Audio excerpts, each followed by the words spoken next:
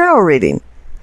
At the base of your spine for sourcing and urgings, receive the Six of Wands, the card of celebration. You were the victor of some type of competition or contest. But I have the feeling that there was many talents involved in it, like an Olympic triathlon where you had to run, swim, shoot better than anybody else. And now you're being honored for your prowess and your victory. But it wasn't an easy victory because the clarification card is the Five of Wands, the card of conflict. Of course, it's only natural that there's conflict in any competitive arena, but here it seems to have more meaning where when you succeeded, you were walking up the ladder of success and you had to step on people's faces or leave them in the dust. And I'm also feeling that was the game played fairly or judged fairly? Here in your pelvic or sacrum for awakening or arousing, receive the Ten of Swords, the sorrow card. Something happened that's keeping you up at night. There's worry and anxiety surrounding you, and perhaps there's some remorse and regret involved in what happened. But regret doesn't make reality. And you have to come to terms with what happened and accept what happened so you can move on in your life. The clarification card is the Queen of Wands. She's an excellent mentor, but she's fire energy, impulsive energy, and she's the one queen that wants you to review where you came from, where you're at now, and where you're going, and associate it to consequences. Because obviously there's been some negative consequences involved in your prior actions with the Ten of Swords there. In the solar plexus for sensing and feeling, you have the Ace of Wands. It's kind of like heaven is giving the earthly plane a message of good fortune. It's about undertaking a new adventure.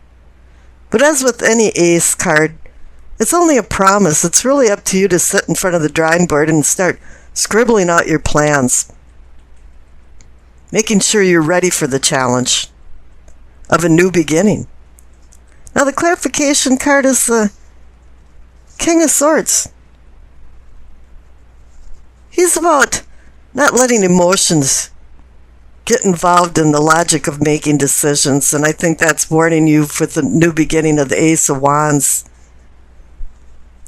is not to let your emotions get involved in any decision making. He's also about warning you to look at details and recheck details and things because things might have been overlooked. The King of Swords is more like a minor arcana version of the Emperor, and he uses laws and regulations to regulate his kingdom. And I think you have to start setting some boundaries with the Ace of Wands there as to where you want to go and what will make you happy and what's the purpose of your life. Now here in the heart of the matter is the Strength card. There's a lot of types of strength, and it can be spiritual or physical strength. But really, you're looking at gentle courage and intense patience, because the clarification card is the Tower. Something happened. There was some type of circumstances that changed everything completely. Lightning struck, and maybe you made some realizations and you went from one unconscious level to a different conscious level, and you're looking at things very differently now. And you might think it's a negative card, but it can also be a release card too. Now here in the throat, from teachings and communicating, it's a Page of Cups. It's an immature boy or man or girl or woman. but lives in a fantasy land and lives with the head in the clouds and your feet not on the ground. You have rose-colored glasses on and you're doing escapism. You're trying to get away from things in reality. It's also about bringing in ideas and messages. Something that's connecting you to your unconscious mind. But then this Page of Cups can be more of like a crybaby and trying to avoid discourse, like a child. I don't like this, so I'm just going to cry. But the clarification card is a warning. It's the Queen of Pentacles. She's about practical matters and having a grip on reality. So it's telling you to take your head out of the clouds and put your feet back on the ground. Now here in the third eye, or the seeing or envisioning, you see the Nine of Wands. You have a lot of Wands energy, a lot of Fury energy. You've got the 5 and 6 of Wands, you got the Queen of Wands, you got the Ace of Wands, and now you got the Nine of Wands. And this is about you've been through a lot of battles. You're wounded and hurt, and you're tired, and you're taking a respite. This is a time out. But there's more battles to be fought. And now the clarification card is the Death card. It's transformation. It's getting rid of things that no longer serves you. You can't kick and scream about change, because if you do, it's going to cause loss. It's beckoning for some kind of conclusion. And I think with the Tower card there too, yes, and you having to let things go from the Ten of Swords, you want some type of conclusion. And you can be the phoenix rising from the egg-shaped ball of myrrh that went into flames. But this is transitioning it into a new chapter in your life. The 9 is a completion card. You're almost at the finish line and you're ready to leap across it, and now you're transforming. You're seeing things differently. Not the crown from knowing and understanding is the Two of Pentacles. It's about balancing affairs, but the number 2 to me means decisions. But he's playing off the Devil card as the clarification card, and wow, the Devil card is about avarice and coveting things, and here it's pointing out that there's a lot of pitfalls involved in the decisions that you can make, and you could really make the wrong decision and go into some type of addiction or obsession that puts you into bondage. So it's telling you to make wise decisions. And the past card is the King of Pentacles.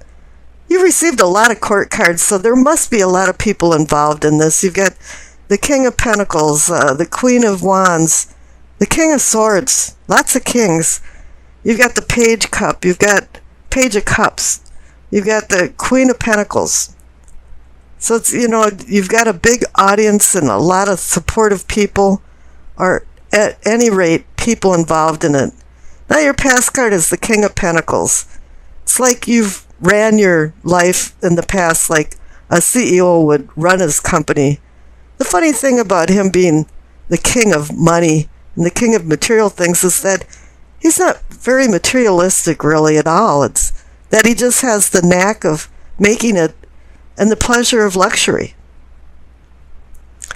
And the future card is the Ace of Cups. You're given a new lease on your emotions and allowed to manifest deeper bonds between lovers, family, friends. There isn't a lot of cups but the Page of Cups in this, so it's now saying that, yeah, you're going to get rid of this frivolous feeling that the Page has been bringing into your life and putting your feet back on the ground and finding more solid relationships and deeper heartfelt relationships. And this is good because this is going to have a grounding force when you're making decisions with new beginnings. And underneath the heart cards, the messages from the angels, you receive Francesca. What do you desire right now? Visualize it, and it will come about. Negativity will block your progress. And yes, there's a lot of negative things about the Ten of Swords, the Sorrow card, and you having to accept what happened and finding new beginnings, because there is a lot of new beginnings. And after that, I'll do a Yay Jing reading for you. The card on the top left is the Six of Swords. It's a new start. It's a card of moving on. Maybe changing residence, travel, or just moving away from something. It's a progression towards something new or leaving something. I don't think this is about fleeing or escaping a bad situation more than just making new plans. Maybe it's time to get the sextant out and plot a new course of action. Where are you now? Where do you want to go? What's your purpose in life? What will make you happy? Things are changing. You want to know how to make a seamless transition from the present to the future.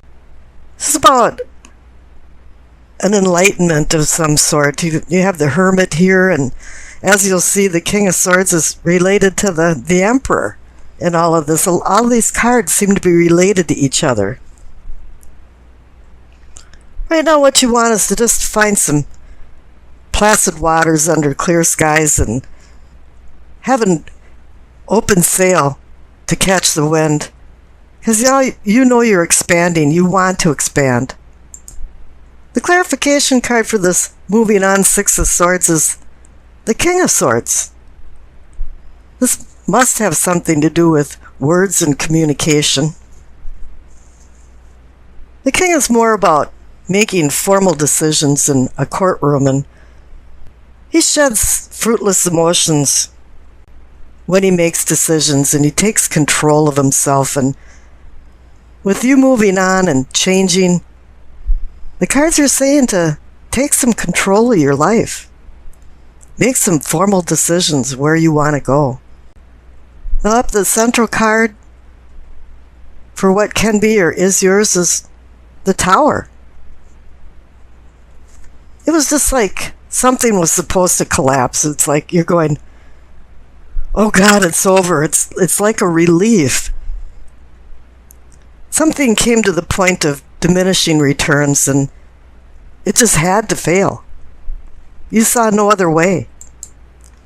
You just feel like you've been released from bondage and you're waking back up. There was some kind of enlightenment and sudden change in circumstances that you came to realizations that things weren't working for you anymore. Things weren't serving you, and it was time for it to go.